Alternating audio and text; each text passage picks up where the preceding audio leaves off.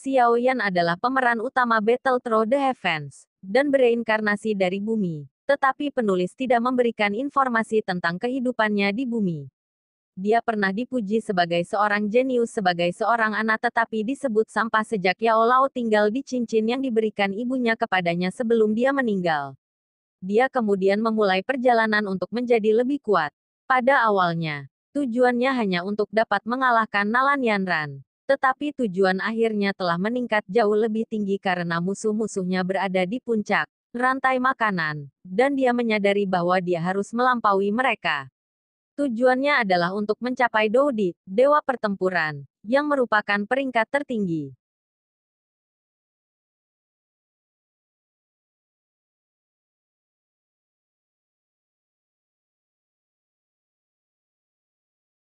Xiao Yan adalah seseorang yang bereinkarnasi dari bumi.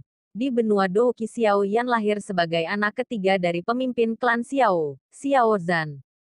Xiao Yan adalah seorang pemuda tampan dengan rambut hitam dan mata hitam pekat.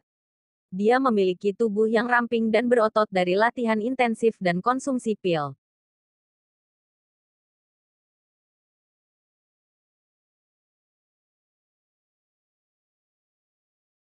Dalam manhwa, kepribadian Xiao Yan mencerminkan orang yang berkemauan keras dengan tekad yang sama kuatnya. Karena kekeras kepalaan untuk tidak pernah menyerah, bahkan dalam rintangan yang paling ekstrim melawan dia yang telah memungkinkan dia untuk menang berkali-kali. Salah satu contohnya adalah saat dia berhadapan dengan Baya, lawan yang jauh melebihi kemampuannya saat itu. Rasa bangga yang kuat ini, kadang-kadang berbatasan dengan kecerobohan belaka, telah membuatnya mendapatkan rasa hormat dari tokoh-tokoh kuat di sekitarnya.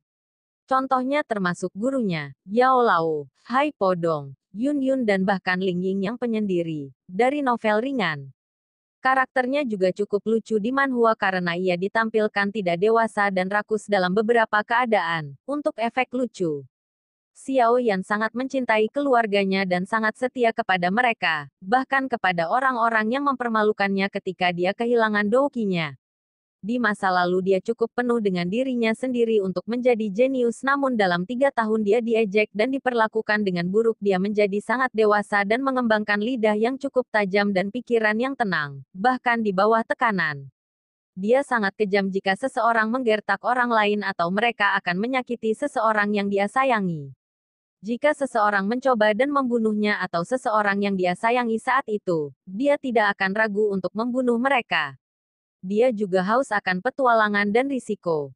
Jika bukan karena Nalan Yanran yang mempermalukannya dan keluarganya, dia akan memiliki kepribadian yang sangat malas. Dia terbukti tidak bernafsu terhadap wanita manapun, yang tidak seperti banyak pria lain dalam serial ini. Ini adalah hasil dari kedewasaannya selama jatuh dari keajaiban ke sampah dan mengembangkan kontrol diri yang kuat. Xiao Yan adalah seorang jenius yang dianggap oleh orang-orang di klan dan kotanya muncul sekali dalam 1000 tahun. Pada usia 10 tahun, dia menjadi Doze, yang termuda dalam sejarah Kekaisaran Jiama. Namun, setelah menerima cincin dari ibunya sesaat sebelum dia menghilang, dia secara misterius kehilangan doukinya dan diturunkan menjadi douki tahap ketiga.